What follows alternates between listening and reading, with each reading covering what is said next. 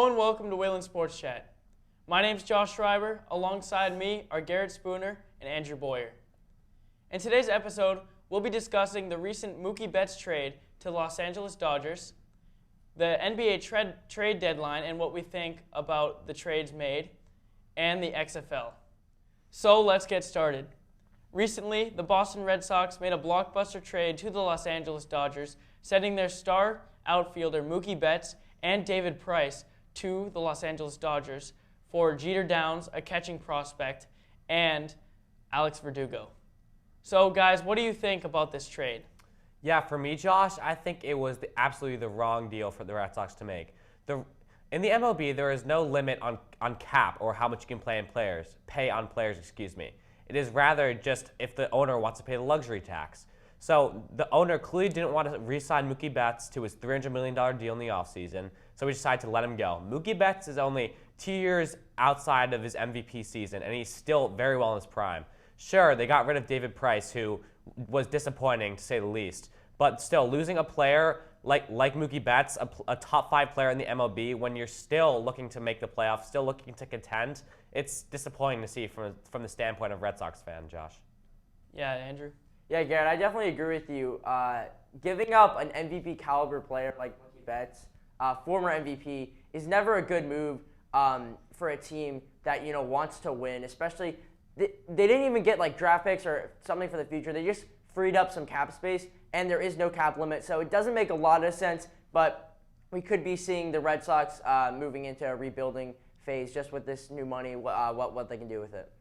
Yeah, I don't know. I'm going to have to disagree with you guys. Sure, yes, this trade is obviously not fair. David Price and Mookie Betts is a hefty price to give up for a prospect like Alex Verdugo, Jeter Downs, and Connor Wong, who they also got. He's the catching prospect for the Dodgers. But if you just listen to what I'm about to say, the Boston Red Sox have a ton of guys on horrible contracts. So Mookie Betts, he's a 1-year rental, so you're not going to get very much for him. They're kind of in desperation mode when they're thinking about trading him. And then also David Price, what a horrible contract he's on. Did not have a good ERA last year, over 4. So I honestly think it was the right move for the Red Sox. Obviously, fans are very angry. Mookie Betts is an unbelievable player. But I think if you're thinking long-term, they have an opportunity to have a very quick rebuild. Because they still have guys like Rafael Devers, who's locked up, Xander Bogaerts, who's locked up. If they can just get that pitching up, they can be a championship caliber team within the next 2 years if all goes according to plan. Yeah, you do make a good point there, Josh.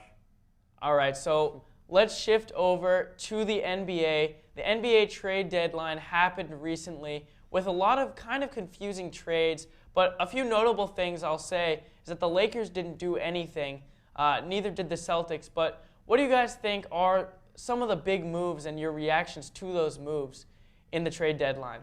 Well, the trade with D'Angelo Russell and Andrew Wiggins was actually a great move for both teams. Karl Anthony Towns really wanted to play with D'Angelo Russell, and Wiggins, he was just chucking up shots in Minnesota. He was actually leading the team in shots when it should clearly be Karl Anthony Towns. So that was kind of a head scratcher right there. And I think that getting D'Angelo Russell off of the Warriors, especially when Curry's going to be coming back next year, was the right move for the Warriors. They got talent in Andrew Wiggins. And then going on to another trade I want to talk about is the Clippers trade. And that was a good trade because the Clippers were able to get some needed more presence in the paint with Marcus Morris, and he really made his debut known against the Cavs when he came back. It was a blowout win. Marcus Morris really shined.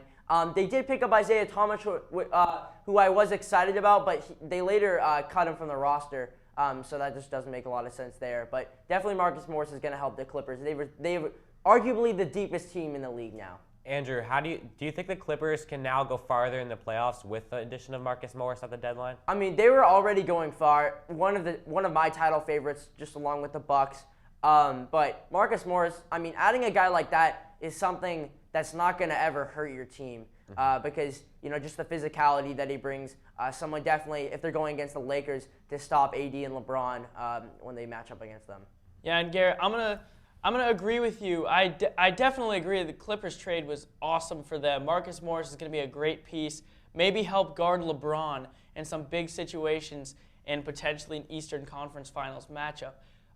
Western Conference Finals matchup. But I am going to say, for that Warriors and Timberwolves trade involving D'Angelo Russell, I truly think it was a terrible trade for the Minnesota Timberwolves. They gave up D'Angelo Russell, they gave up Andrew Wiggins for D'Angelo Russell. They really have no point in trading for D'Angelo Russell. Not to mention, they gave up picks that are going to be very valuable for them because they cannot compete. I don't care if you have D'Angelo Russell or not. You cannot compete in this Western Conference with D'Angelo Russell and Karl Anthony Towns as your two best players. But I do think this trade was really, really good for the Golden State Warriors.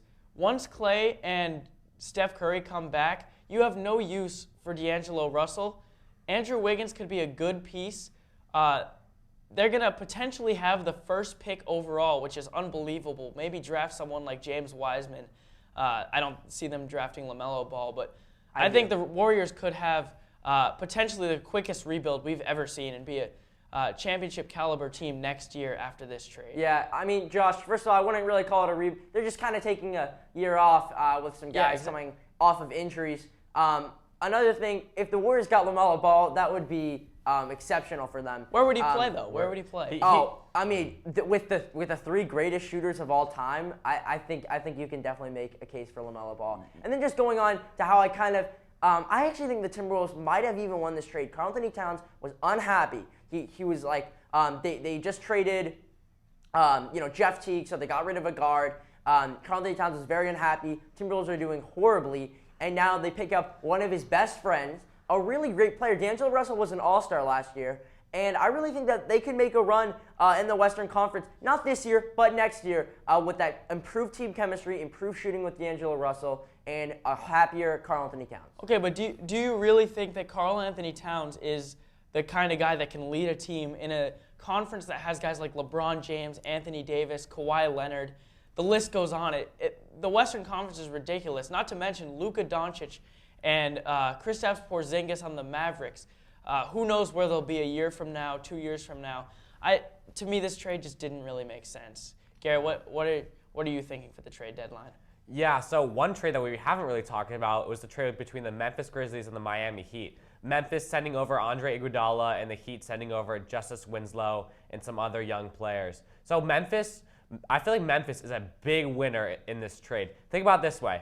Andre Iguodala was never going to play for Memphis this year. He seemed like he was sitting out to try to get to a contender where he can go on another championship run.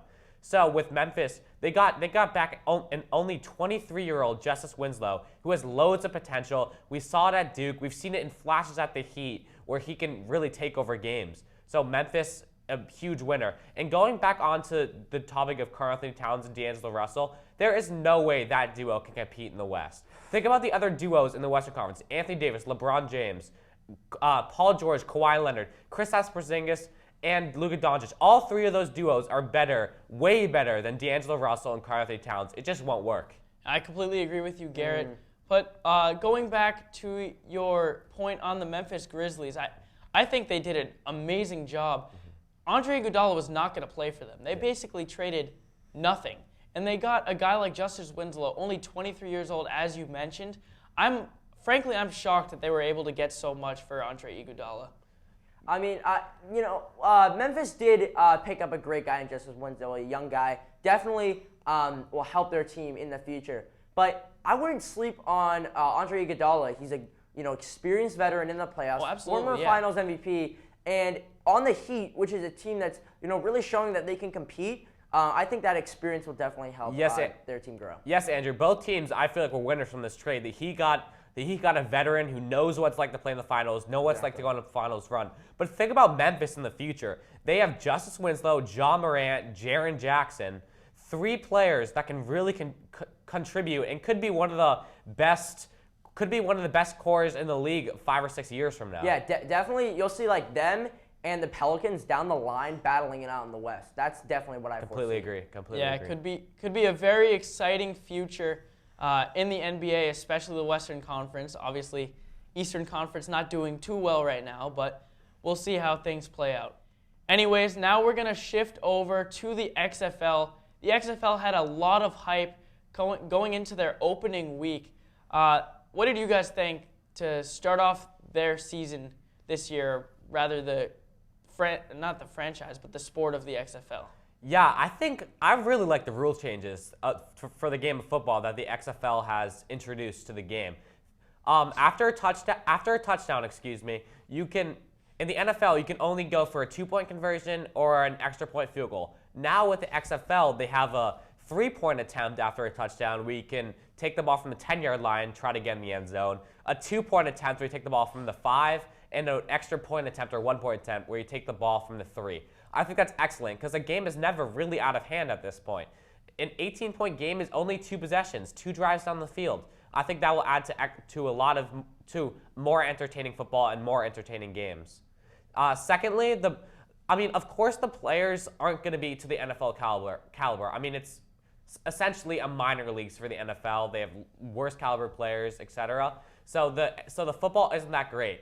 So for a solution for that, I think the XFL should look to add players that people are well known, there's hype about them, but they just never really made in the NFL, such as Colin Kaepernick, Johnny Manziel, even Tim Tebow. All those players will add viewership and add fans wondering what will really happen with these former star players that were in college.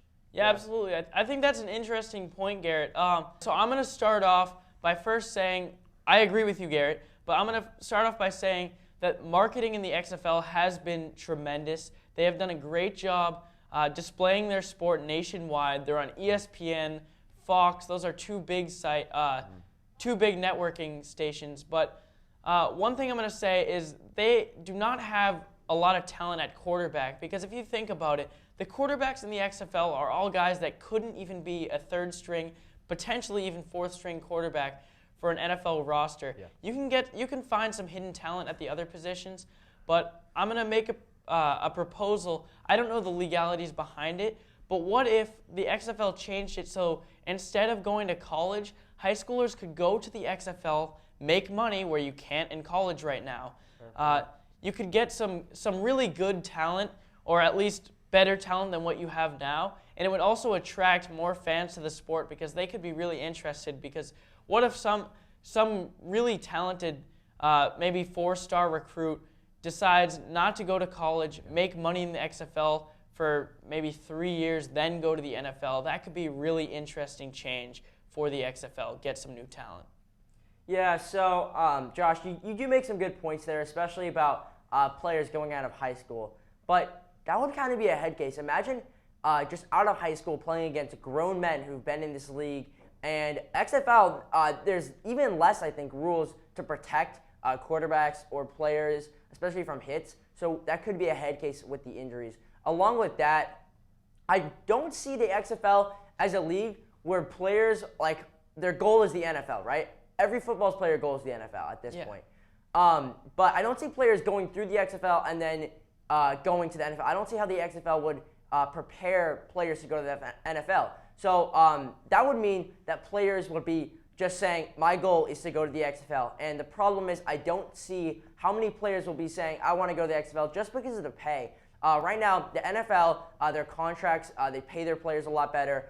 Just a headline with Colin Kaepernick I saw the other day is, the XFL's contract will not cover Colin Kaepernick at all. Just too expensive. That kind of talent would be too expensive to bring in that kind of entertainment. The rule changes are good.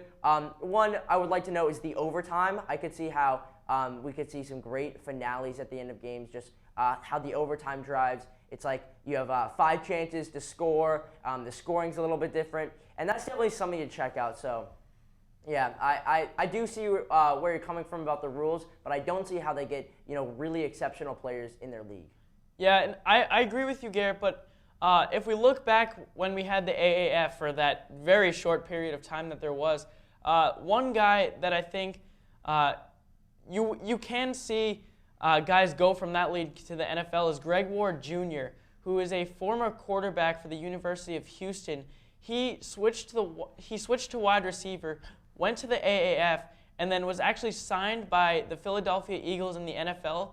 By the end of the year, he was their leading receptions leader for the last 3 weeks or so and into the playoffs. So you really never know where you're going to find talent. You can see guys maybe switching positions, so the NFL doesn't know a whole lot about them. So I think it is definitely an exciting idea. Yeah, agreed.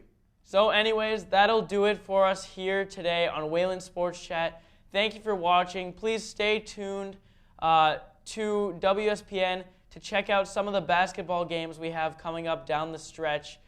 Those should be very good with the playoffs coming up. Anyways, thank you again for watching. I'm Josh Schreiber. Alongside me is Garrett Spooner and Andrew Boyer. We'll see you later.